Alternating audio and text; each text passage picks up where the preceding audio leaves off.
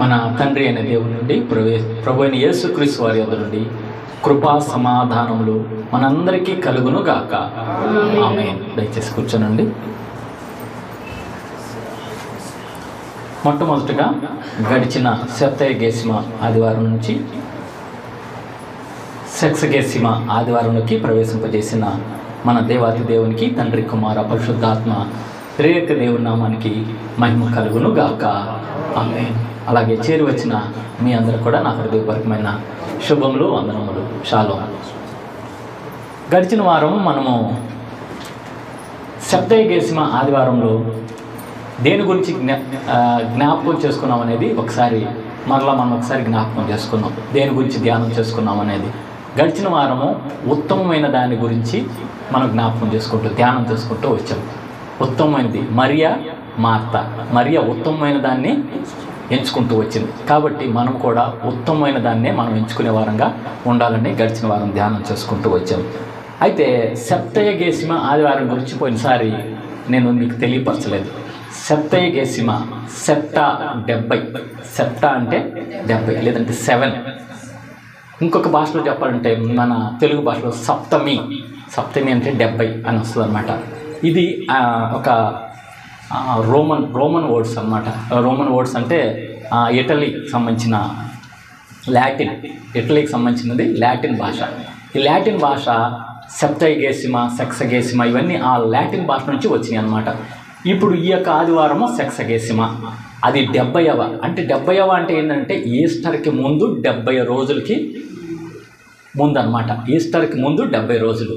అంటే ఇది pre Lent season అంటారు. ప్రీ లెంట్ సీజన్ అంటే లెంట్లోకి వెళ్ళిపోతున్నాం మనం. లెంట్ అంటే ఏంటి? భస్మ బుధవారం నుంచి మనకి లెంట్ ప్రారంభం అవుతుంది. లెంట్ అని అంటే క్రీస్తు శ్రమానుభవ దినాలని జ్ఞాపకం చేసుకుంటున్నాం. శ్రమల దినాలు అనేది రాంగ్ వర్డ్. శ్రమల దినాలు కాదు, క్రీస్తు శ్రమానుభవాన్ని ధ్యానం చేసుకునే దినాలని, శ్రమానుభవ దినాలని లెంట్ డేస్ అని అంటారు.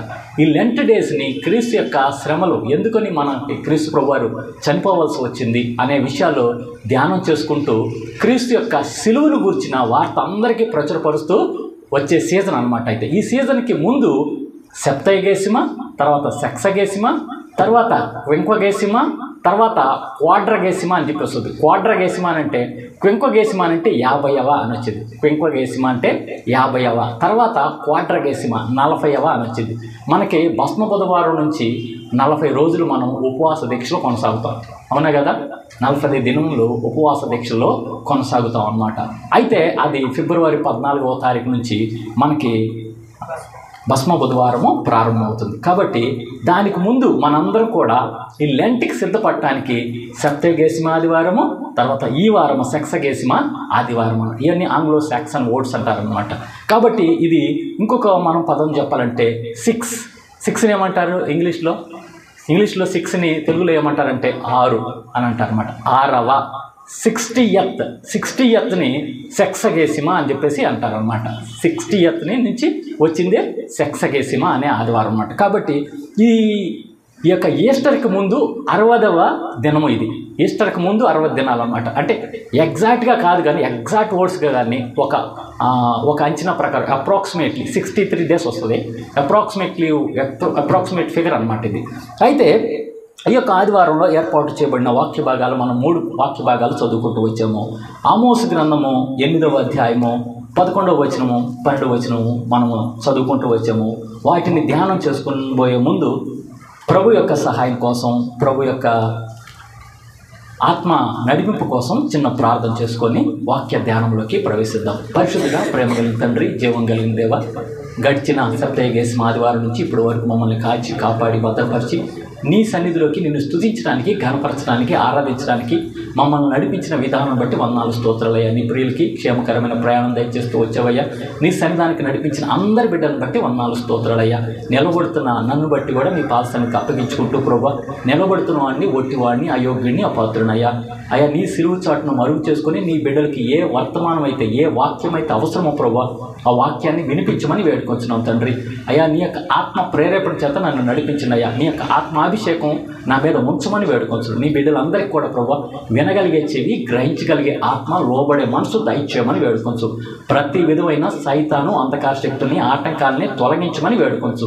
నీ నామానికే మహిమ తెచ్చుకోమని నజరేయుడైన యేసు నామంలో ప్రార్థించి వినయంగా వేడుకొంచున్నాము తండ్రి, ఆమేన్.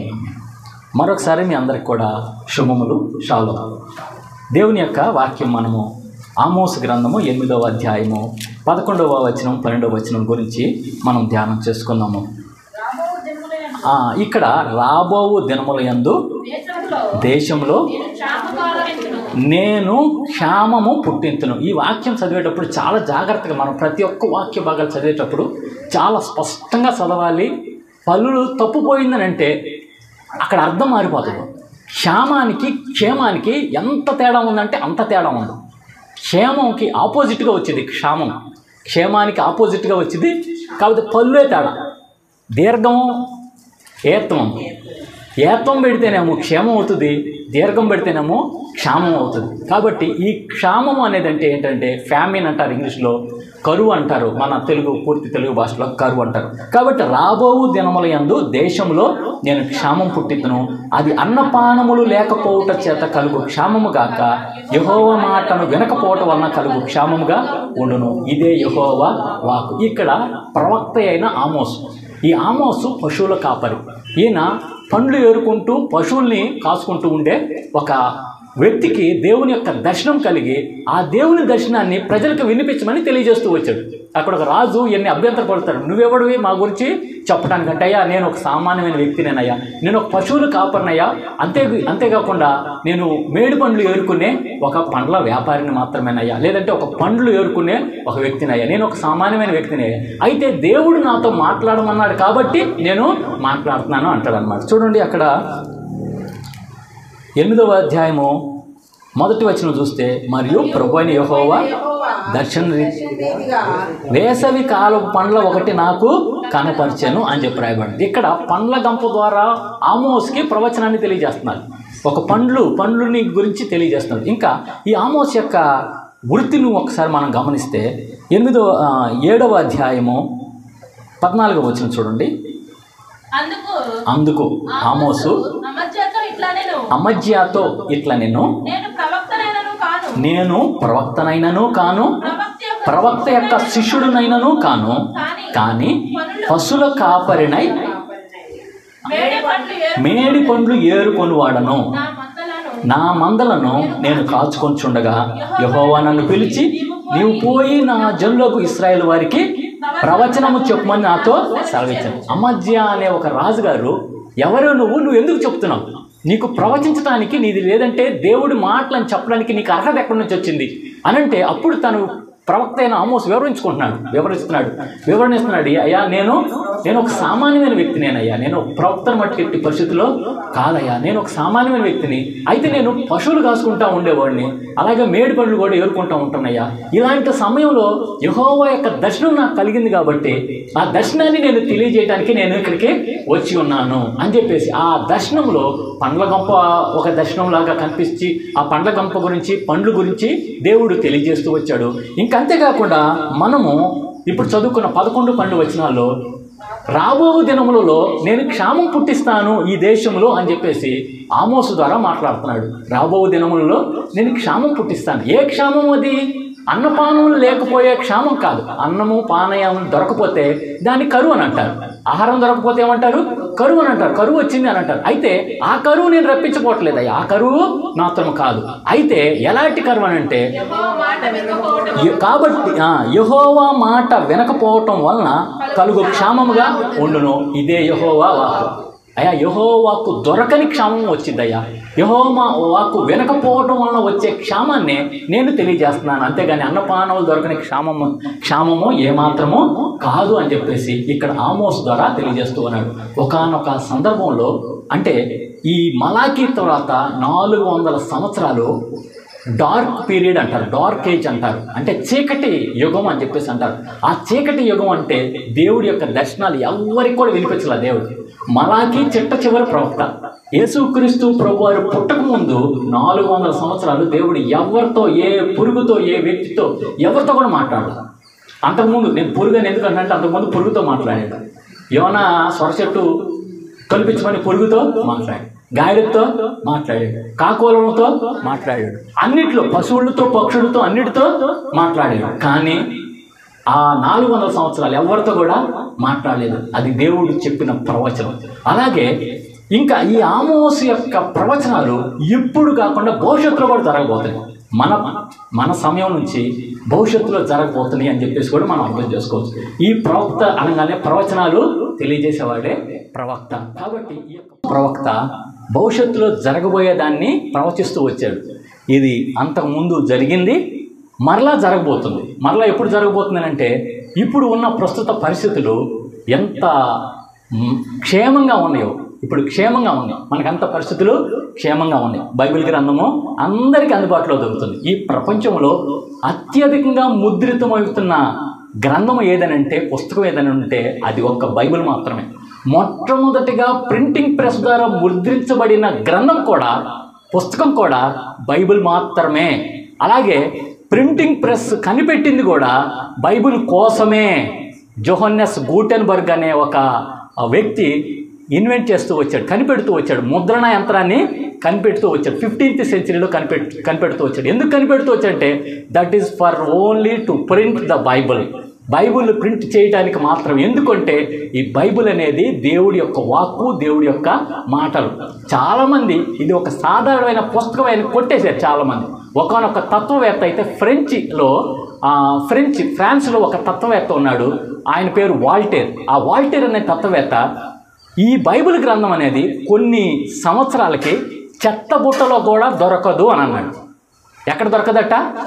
ఈవెన్ ఇన్ ద గార్బేజ్లో కూడా, ఆ డస్ట్బిన్లో కూడా మనకి కనిపించదు. అంతగా ఇది కనుమరుగైపోతుంది అన్నట్లుగా సెలవిస్తూ వచ్చాడు. తర్వాత జరిగిన విషయం ఏంటంటే 100 yearsకి French Bible society, FBS, French Bible society ఫ్రాన్స్లోనే ఏర్పడుతూ వచ్చింది. బైబిల్ ముద్రితం అవుతూ వచ్చింది.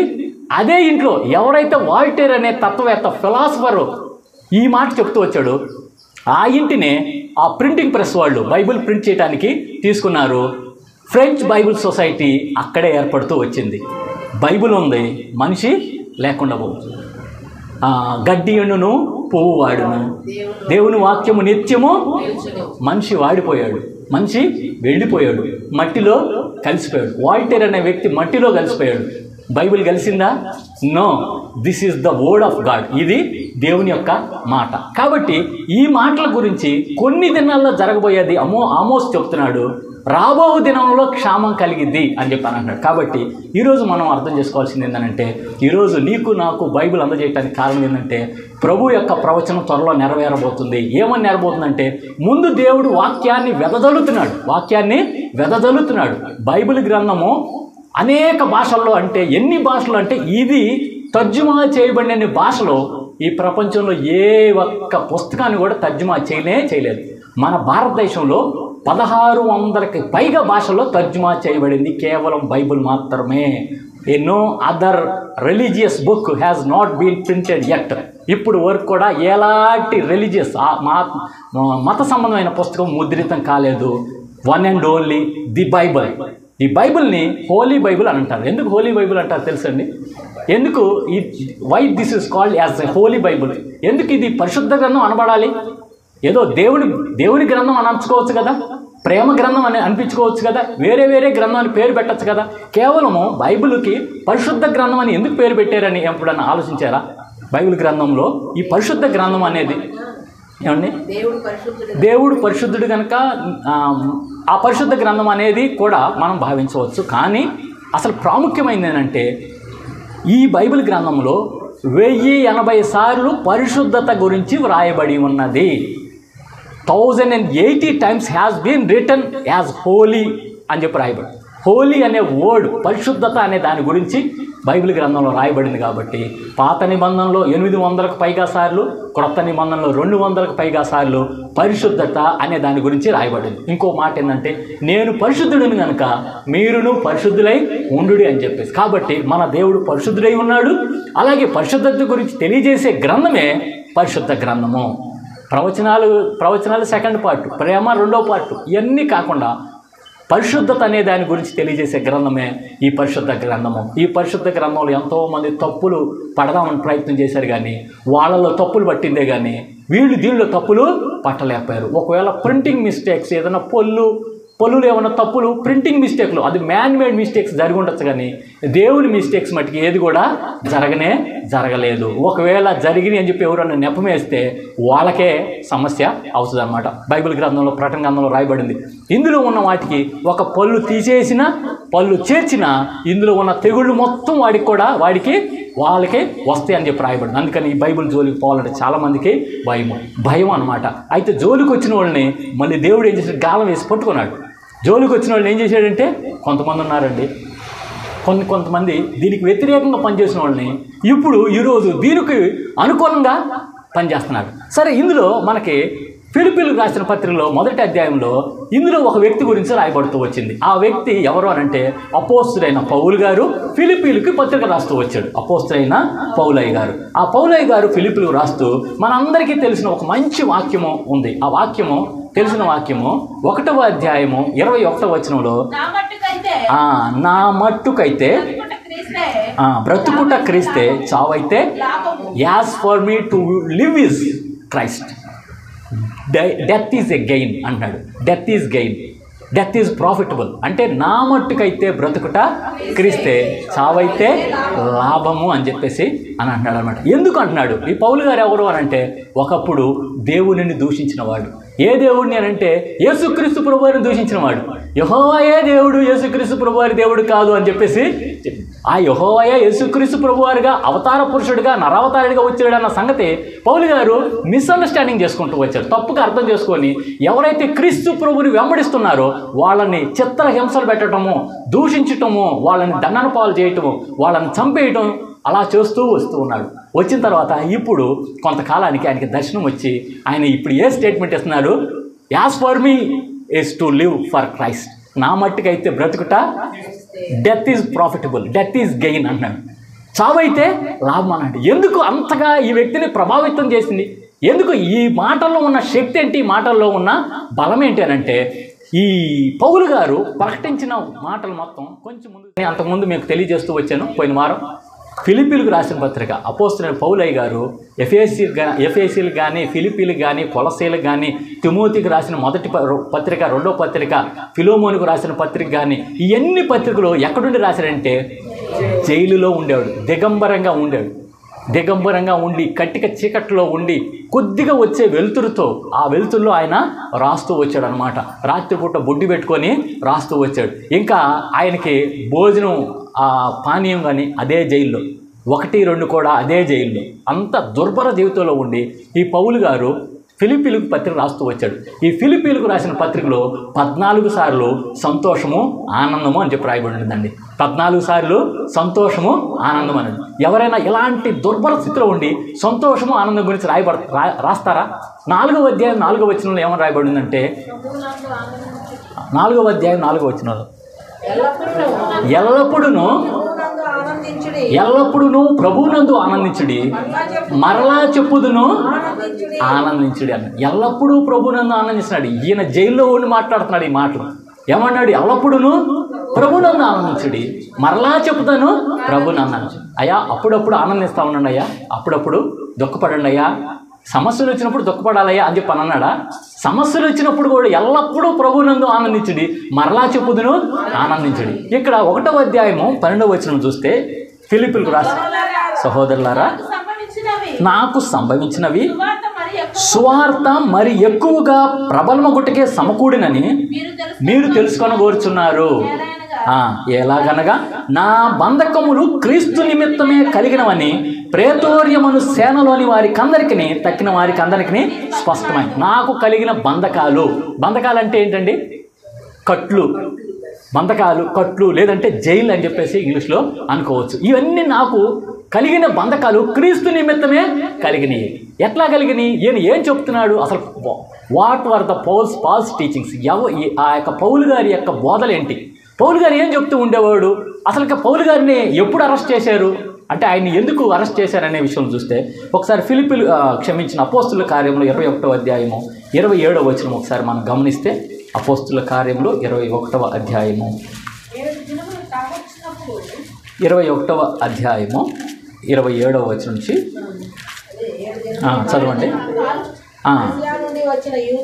ఆసియా నుంచి వచ్చిన యూదులు దేవాలయంలో అతని చూచి సమూహం అంతటిని కలవరపరిచి అతన్ని బలవంతంగా పట్టుకొని, ఇశ్రాయేలీయులారా సహాయము చేయరండి, ప్రజలకును ధర్మశాస్త్రమునకును ఈ స్థలమునకును విరోధముగా అందరికీ అంతటను బోధించున్నవాడు వీడే అని చెప్పేసి, ఈ ధర్మశాస్త్రానికి వ్యతిరేకంగా బోధ చేస్తున్నాడు పౌలు గారు అని చెప్పేసి ఈయన మీద ఒక నెపం వేశారు.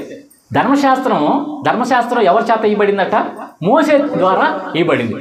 ఒకప్పుడు పౌలు గారు ఎవరంటే ధర్మశాస్త్రంలో నిష్ఠాగరిష్ఠుడు. పౌలు గారు ధర్మశాస్త్రాన్ని తూచా తప్పకుండా పాటించినవాడు. పౌలు గారు ఏమంటారంటే, నేను పరిసయుడిని, నేను బెన్యామీను గోత్రంలో పుట్టినవాడిని, గమలీయేలు పాదాల దగ్గర నేను ధర్మశాస్త్రాన్ని అవపోహన చేసిన వాడిని అని చెప్పి ఒక చెప్పుకుంటూ ఉంటాడు.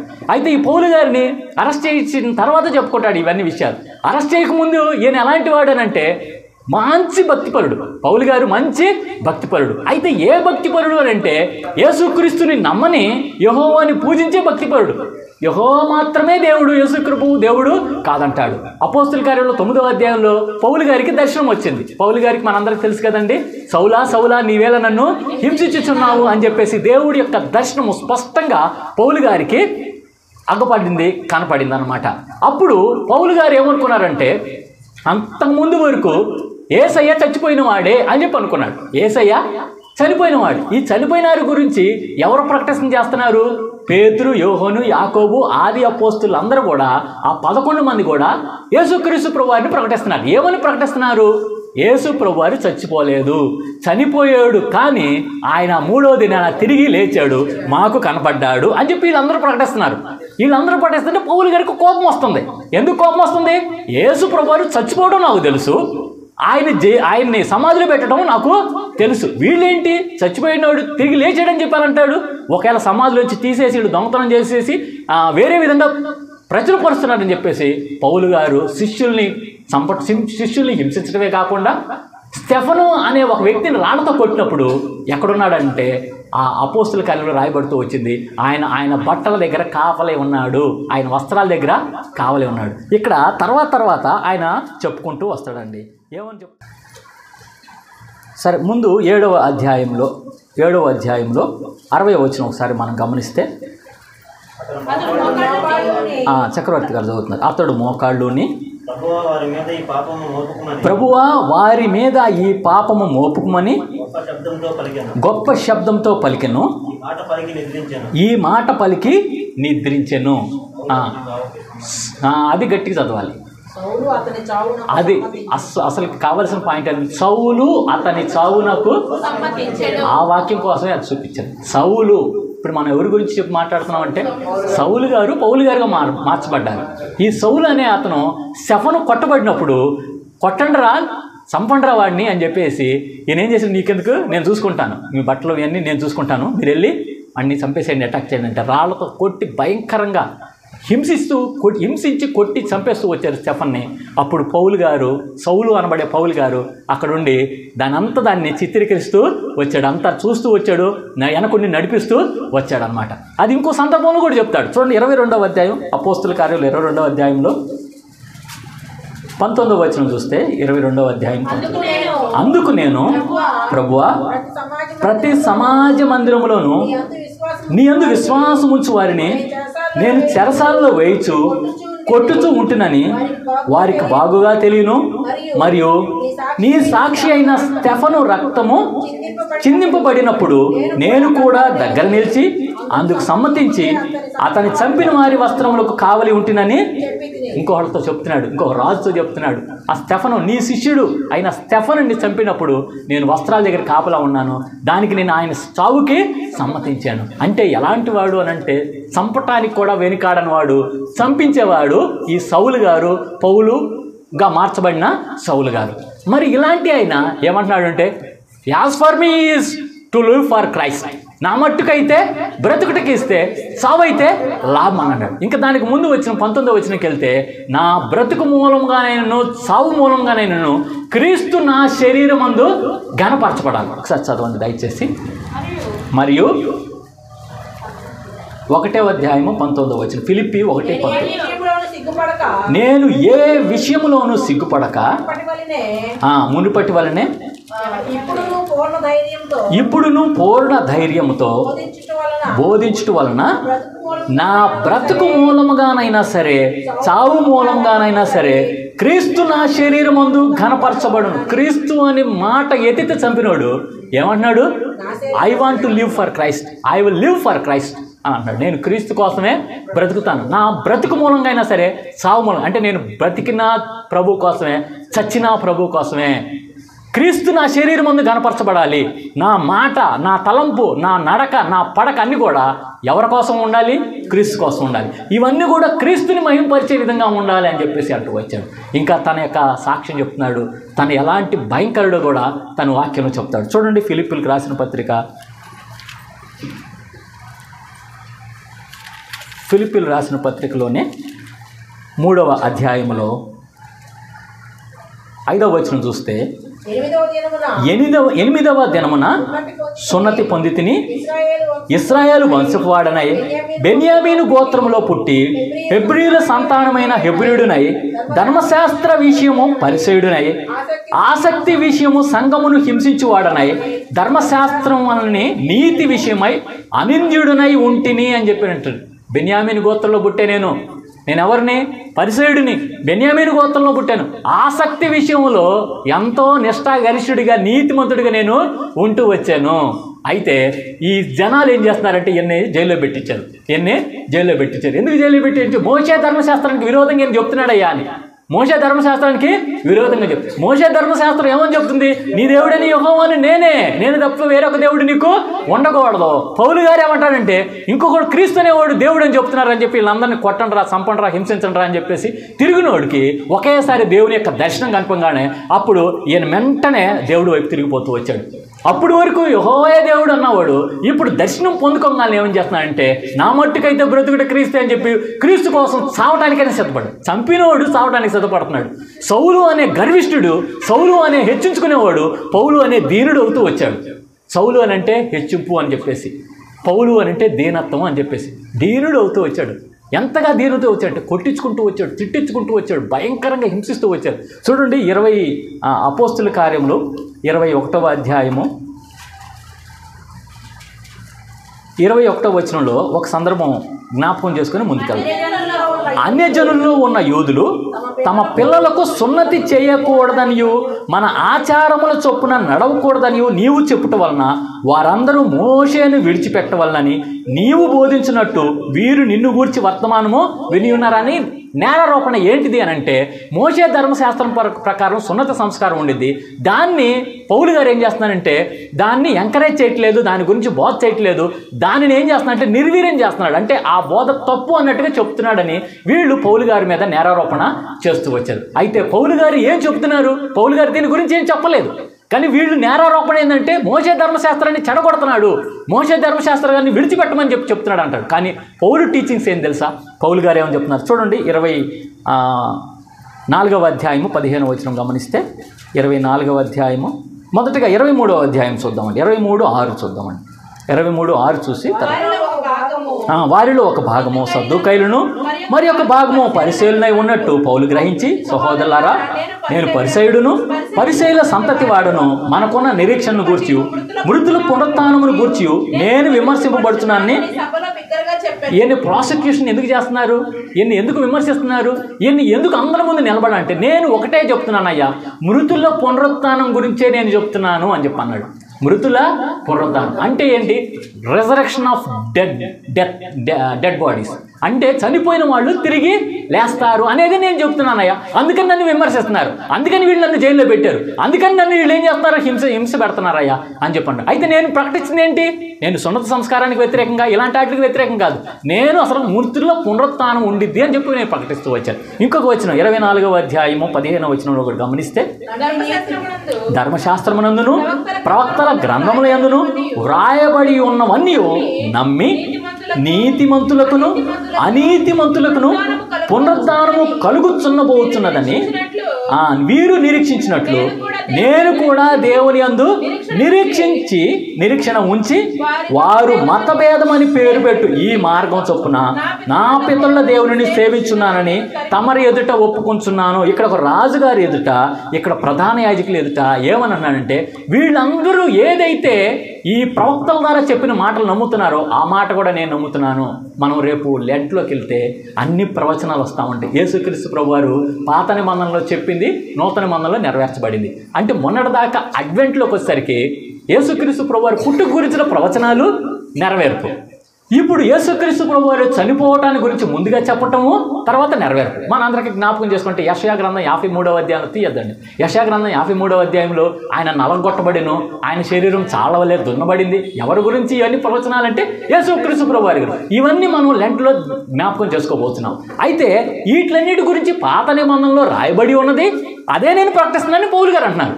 ఏమన్నారు? పాత నిబంధనలో ఏదైతే ప్రకటించబడిందో నేను అదే ప్రకటిస్తాను. అందుకు వీళ్ళు ఏం చేశారు?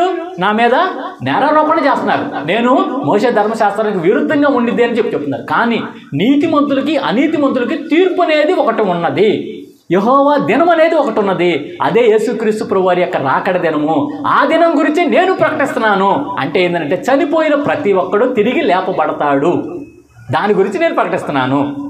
అందులో ప్రథమ వ్యక్తి ఎవరు అంటే యేసుక్రీస్తు ప్రభువారు. ఇంకొక వచనం కూడా చూద్దాం. 24వ అధ్యాయంలో 21వ వచనం ఒకసారి మనం గమనిస్తే, నేను మహాసభ ఎదుట నిలిచి ఉన్నప్పుడు మృతుల పునరుత్థానమును గూర్చి నేడు వారి ఎదుట విమర్శింపబడుచున్నానని వారి మధ్య నిలువబడి నేను బిగ్గరగా చెప్పిన ఈ యొక్క మాట విషయమై తప్ప నా యందు మరి ఏ నేరమైనను వీరు కనుగొని ఉంటూ వీరైనా చెప్పవచ్చును. నేను నాలో ఉన్న ఒకటే ఒక మాట నేను చెప్తున్నాను. ఏ మాట అది?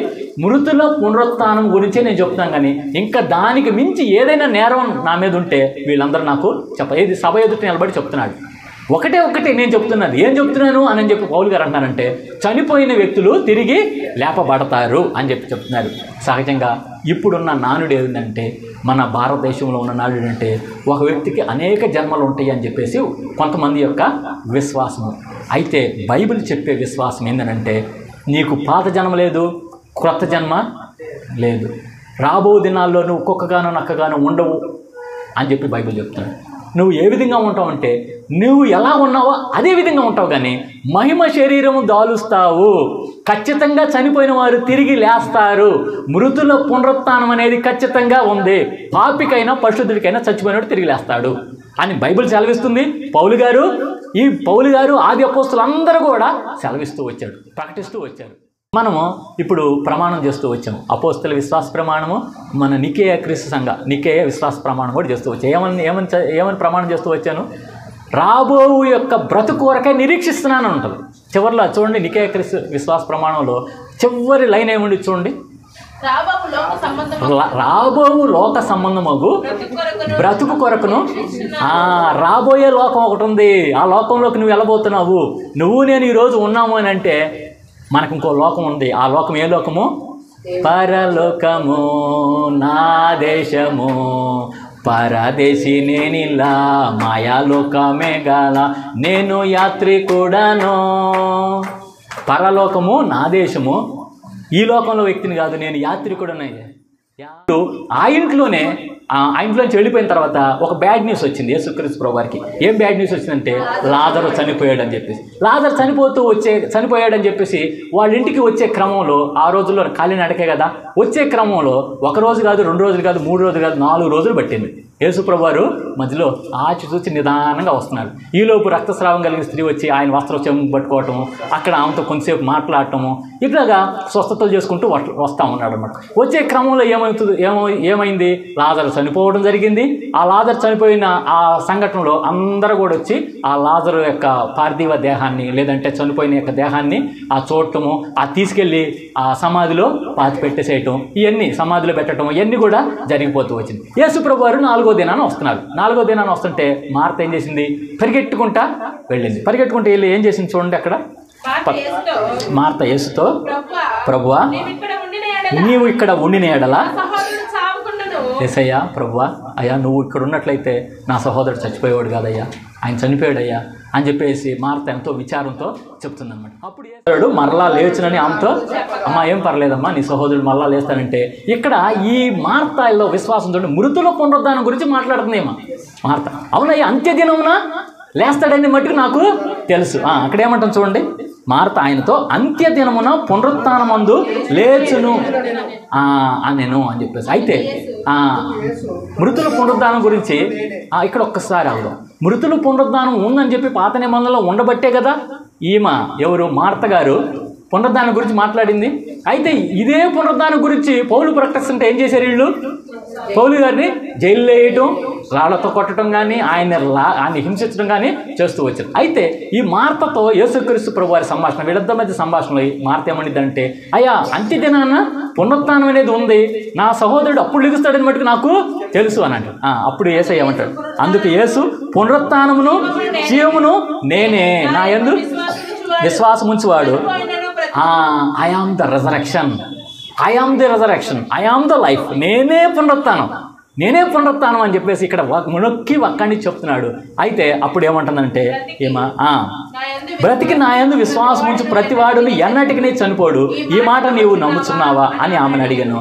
ఆమె అవును ప్రభువా, నీవు లోకమునకు రావాల్సిన దేవుని కుమారుడైన క్రీస్తు అని నమ్ముచున్నాను ఆయనతో చెప్పాను. ఇక్కడ ఏమాలో ఉన్న విశ్వాసం కనిపిస్తూ వచ్చింది. అంతకుముందు ఏం చేసింది, మార్త పనులు పెట్టుకుంది, కానీ ఇప్పుడైతే చాలా విశ్వాసంతో మాట్లాడుతుంది. అవునయ్య పునరుత్థానము అనేది జరిగిద్దేనంటే, అమ్మ నువ్వు నన్ను కానీ నమ్మితే పునరుత్థానము నేనే, జీవాన్ని నేనే, నిత్య జీవం నా యందు విశ్వాసం ఉంచినవాడు, నా మాట యందు విశ్వాసం ఉంచినవాడు చనిపోయినను తిరిగి బ్రతుకుతాడు అంటాడు. సరే ఇప్పుడు ఏం చేస్తాడు యేసు ప్రభువు వారు, నడుచుకుంటూ మా లాజర్ని ఎక్కడైతే సమాధిలో పెట్టాడో ఆ సమాధి దగ్గరికి వెళ్తాడు. వెళితే అప్పుడు వాళ్ళు ఏమంటారు, అయ్యా ఆ రాయిని తొలగించండి అని అంటారు యేసుప్రభు వారు ఏమంటారు, ఆ రాయిని తొలగించనంటే, అయ్యా వద్దు ఎందుకు వద్దనంటారు, 4 రోజులు అయింది. 4 రోజులు అయితే ఏమవుతుంది, శరీరం కుళ్ళిపోతుందయ్యా, కుళ్ళు వాసన వచ్చింది, వద్దయ్యా అన్నట్టుగానంటే, నమ్మితే నువ్వు అక్కడ రాయబడి, నువ్వు నమ్మితే దేవుని మహిమని, అందుకు యేసు నీవు నమ్మిన ఎడల దేవుని మహిమ చూతువని నేను నీతో చెప్పలేదా. అమ్మా నువ్వు నమ్ముతావా, మీరు నమ్ముతారా, నమ్మితే దేవుని మహిమ చూస్తారు. రాయి తొలగించని అంటారు, రాయి తొలగించగానే లాజరు తిరిగి రానంటాడు. ఇక్కడ మనం నేర్చుకోవాల్సిన అంశం ఏంటంటే పునరుత్థానం అనే దాని గురించే ఇక్కడ మాట్లాడుతున్నాడు. యేసయ్య చెప్తుంది అదే, పౌలు గారు ప్రకటించింది అదే, పాత నిబంధనలో కూడా చెప్పింది అదే.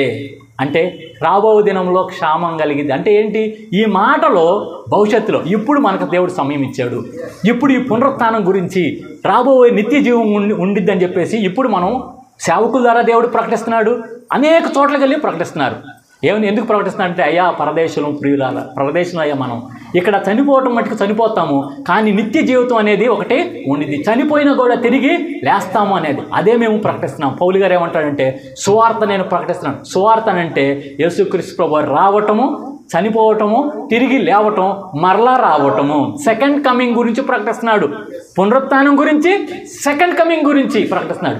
మనం అపోస్తుల విశ్వాస ప్రమాణం ఒప్పుకునేది అదే, నికేయ విశ్వాస ప్రమాణం కూడా అదే. యేసుక్రీస్తు ప్రభువు వారు నీ కోసం నా కోసం చనిపోయాడు, ఆయన సమాధి చేయబడ్డాడు, 3వ దినాన తిరిగి లేచాడు, మరలా యేసుక్రీస్తు ప్రభువు వారు పునరుద్ధరణ అయిన తర్వాత మరలా తిరిగి సకల పరిశుద్ధులు తీసుకొని రాబోతున్నాడు. అందుకు నీవు సిద్ధమా, అందుకు నేను సిద్ధమా, అందుకు మీరు సిద్ధమా అని పౌలు గారు ఏమంటున్నాడంటే, అయ్యా నేను ఆ పునరుద్ధానం ప్రకటిస్తాను, అందుకు నేను I want to die for Christ, నేను అందుకు చనిపోవడానికి కూడా నేను ఇష్టపడుతున్నాను. Are you ready to die for Christ?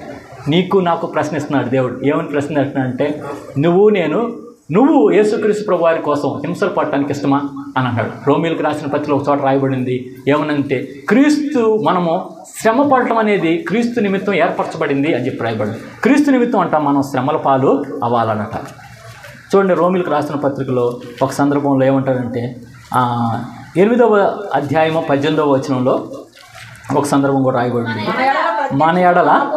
మన ఎడల ప్రత్యక్షము కాబోవు మహిమ ఎదుట ఇప్పటి కాలపు శ్రమలు ఎన్నతగినవి కావని ఎంచుచున్నాను. అంటే ఇక్కడ పౌలు గారు శ్రమలు పడుతూ ఆ శ్రమల్లో ఇప్పటి వచ్చే శ్రమలు ఎన్నతగినవి కావు అంటే ఎందుకు అని అంటున్నానంటే యేసయ్య శ్రమల్ని చూస్తూ మనకు వచ్చే శ్రమలు ఎన్నతగినవి ఏ మాత్రమూ కాదు. తెస్సలోనికే పత్రికలో రాస్తూ వచ్చాడు, అయ్యా మనం శ్రమ పొందటానికే నియమించబడి ఉన్నాము, ఇప్పుడు వచ్చే శ్రమలు తాత్కాలికమైన శ్రమలే, అసలైన జీవితం పరలోకంలో ఉండిద్ది. ఈ భూమి మీద ఎట్లా ఉండిద్దంటే సుఖము దుఃఖము రెండు వస్తానే ఉంటాయి. అంతేకాకుండా యేసుప్రభువు వారు ఏమన్నాడంటే ఈ లోకంలో మీకు శ్రమ కలుగును, అయినను ధైర్యము తెచ్చుకోనండి, ఈ లోకాన్ని జయించింది మీ విశ్వాసమే అని చెప్తాడు. ఈ లోకంలో మనకి శ్రమ కలుగు. క్రైస్తవ జీవితం ఎట్టి పరిస్థితుల్లో పూల పానుకో కానే కాదు, ఇరుకు ద్వారం ఇది. అయితే దేవుడిచ్చే గొప్ప స్వాతంత్రం ఏంటంటే దేవుడిచ్చే చెప్పే గొప్ప మాట ఏంటంటే ఇరుకులో విశాలత కలుగు చేసే దేవుడు మన దేవుడు. పౌలు గారు ఉంది బంధకాల్లో, పౌలు గారు ఉంది చీకటి కొట్టులో, పౌలు గారు ఉంది దుర్వాసనలో, పౌలు గారు ఉంది భయంకరమైన స్థితిలో. అయినా కూడా ఏమంటాడంటే నేను ఆనందిస్తున్నాను, మీరు ఆనందించండి, ఎప్పుడు ఆనందించండి, నేను ఎప్పుడు ఆనందిస్తున్నాను, మీరు కూడా ఆ మాట చెప్పగలుగుతారా అని అంటే దేవుణ్ణి నమ్ముకున్న వాళ్ళు చెప్పగలుగుతారంటానికి పౌలు గారి యొక్క జీవితమే ఒక సాక్షి. పౌలు గారు ఎప్పుడు కూడా సంతోషంగా ఆనందంగా ఉంటూ వచ్చాడు. ఈ ఫిలిప్పీలకు రాసిన పత్రిక ఆనంద పత్రిక అని అర్థం చేసుకోవచ్చండి. ఫిలిప్పీల సన్నిధిలోకి వెళ్ళి వచ్చేటప్పుడు చాలా శాంతిగా సంతోషంగా సమాధానంగా ఉంటాం. ఎందుకనంటే ఈ మాటలు జీవపు ఓటలు. అయితే రాబో దినంలో ఈ మాటలు కరువు అవుతాయి అంట. రాబో దినంలో ఈ మాటలు సమయం ఉండగానే మనం ఏం చేయాలంటే ఈ మాటలు వింటూ ఉండాలి. ఈ మాటలు విన్న దాన్ని బట్టి మనల్ని మనం కూడా సరి చేసుకునే వారంగా ఉండాలండి. ఈరోజు విన్న వాక్యం ఏంటంటే పునరుత్థానం అనేది ఉంది, నిత్య జీవితం అనేది ఉన్నది. దానికి మనం అందరూ సిద్ధపడాలి. అందునిమిత్తం ఎలాంటి శ్రమ సంభవించినా ఎలాంటి కష్టం వచ్చినా కూడా అనుభవించేవారిగా ఉండాలి. నా మట్టుకైతే బ్రతుకుట క్రీస్తే అని నువ్వు నేను కూడా సాక్ష్యం ఇచ్చేవారిగా ఉండాలి. అలాంటి కృపలో పరిశుద్ధాత్మ దేవుడు మనల్ని నడిపించును గాక. సమస్త జ్ఞానం ఇచ్చిన దేవుని కృపా సమాధానం ప్రభువైన యేసుక్రీస్తు వలన మన హృదయములకు మన తలంపులకు కావలి ఉండును గాక. ఆమేన్. దేవా